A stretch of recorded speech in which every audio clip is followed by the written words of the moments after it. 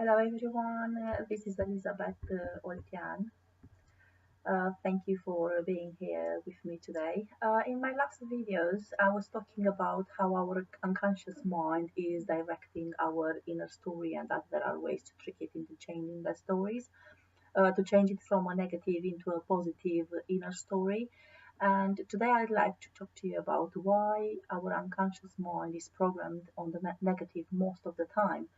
Well, it's because of fear. The fear causes us pain, it paralyzes us, it keeps us inside our comfort zone, it keeps us in a false illusion of a safe space. It keeps us into the known, in something that we are comfortable with. And whenever we want to step up into the unknown and do something new, the unconscious mind is just trying to avoid the pain. It will feed our conscious mind with stories of rejections or how bad we felt the last time that we tried something new. It will feed us with negative evidence that plant the seed of fear into our minds and make us start procrastinating or avoid doing what we plan to do. We just start finding excuses and a logical explanation to talk ourselves out of doing the new thing.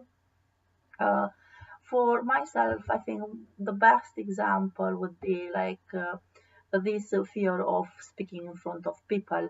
So while I was in my primary, secondary, or even in high school, I just couldn't recite a poem or tell a lesson in front of the teacher and the class, no matter how hard I studied or how well I knew it, how well I knew the subject. Just the thought of standing up and speaking in front of everybody made me physically sick, and my heart started beating faster. I started sweating, and I was just forgetting what I had in my mind. I was forgetting everything, even my name, and my mind went completely blank. So yes, now looking back, I understand that my unconscious mind was relating to an event that happened in kindergarten when I had to stand up and sing in front of the people. We had, I had to sing a song and I forgot my lyrics, and instantly everybody started laughing of me. The teacher was looking at me very nervously, angry that I forgot my lyrics. And even the next day, I remember that I was quite shy and ashamed and embarrassed of myself because I forgot. I just forgot. And in that particular moment, the seed of fear of rejection and the logical explanation that I'm not good to speak in front or to sing in front of people was planted into my unconscious mind. And every time I was put in that situation, the memory of those feelings of sadness, shame, embarrassment, hurt were showing up and talked me out of speaking in front of people. I still have that fear, but now I'm strong enough to know that my unconscious mind is just trying to sabotage me. I have learned how to trick my unconscious mind by consciously telling it a new story. So, for example, when my unconscious mind tells me, "Oh, you failed at school. You already know how bad embarrassed you felt last time." I just tell it, you know what? That happened in the past, and it doesn't have to happen now. So you never know what is going to happen.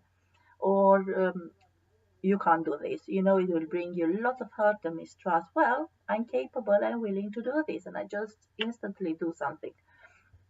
One of my most often ones that my unconscious mind tells me is like, "Oh, you fail at everything. You're just too stupid." So my reaction to that would be like, you know what, you must be joking me because I have so many examples in my past when I have overcome obstacles. So I tell it, you know what, just go and draw up that memory of overcoming obstacles and how good I was feeling.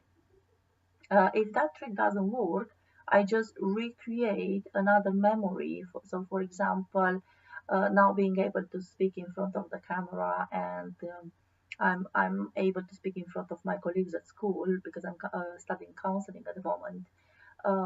I just tell my mind when I was singing the song, the lyrics were not good. Whoever wrote the song was not good enough, and that's why I prefer not to embarrass that person. So I did something brave, not to send the wrong message to the people who are listening to me.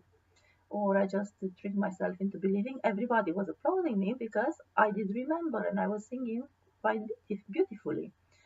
So, yes, it's very important to observe, to acknowledge, and to be willing to consciously change the response to the messages that come out of fear because these messages affect our behavior.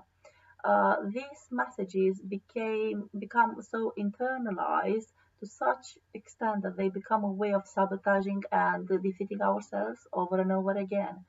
And my questions for you are: